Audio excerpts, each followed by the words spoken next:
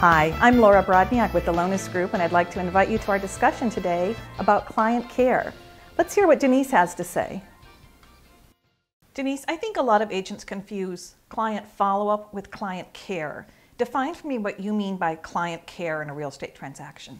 That's a great question, Laura, because I think that agents have a hard time understanding what kind of client care do their clients want. So let me define client care from my point of view.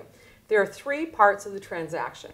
Before you've ever done any kind of business with the client, then during the transaction, and then after the transaction. And what I ask agents to do is to really think about what kind of client care would you want to get from a client if you were the agent or the seller or the buyer perhaps. So I think that's really important to look at your own self and say, what do you like in a transaction? Do you like timely phone calls? Do you like things written down and sent to you? Do you like interesting pieces of research and information? Do you like documentation? Do you like charts, graphs? What is it that you want? Really looking at the kind of care you want to give a client at each different phase in the transaction.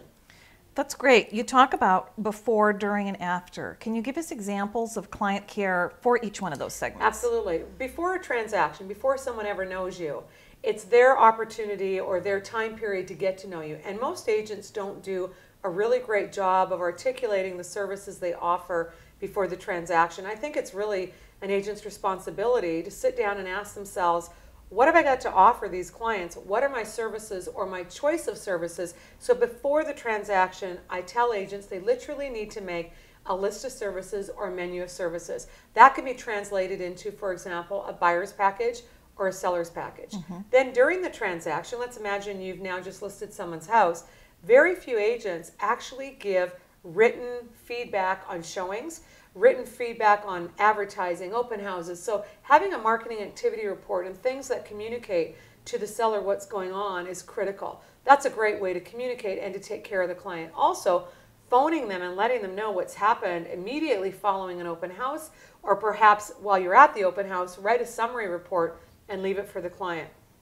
After the transaction is done, you know, I've heard this many times, and I think this is really important to remember, and that is that once the transaction's done, a client expects you to finish the transaction and move on to the next.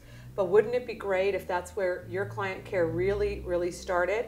What kind of follow-up are you doing with that client a year after they've been your client? That's the kind of client care I'm talking about. Well, and I think that's an area where a lot of agents fall short. I do think it ends with the paycheck, and sometimes we forget about our clients.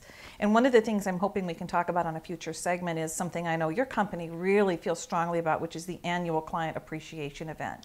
So Absolutely. Maybe we can touch on that next time. Yeah, and I think, you know, in thinking about client care, what I tell agents to do is that client care is something you have to actually plan for. It's not something that you can simply just do on demand. And that's the biggest mistake agents make. They do client care on demand as opposed to in a plan. So a great plan for an agent, if you're thinking about things like doing an annual client appreciation event, you better have that in writing. That needs to be part of the annual thing you do. Successful client care requires careful preparation and planning. That is so great, Denise. Thank you so much. Thank you, Laura.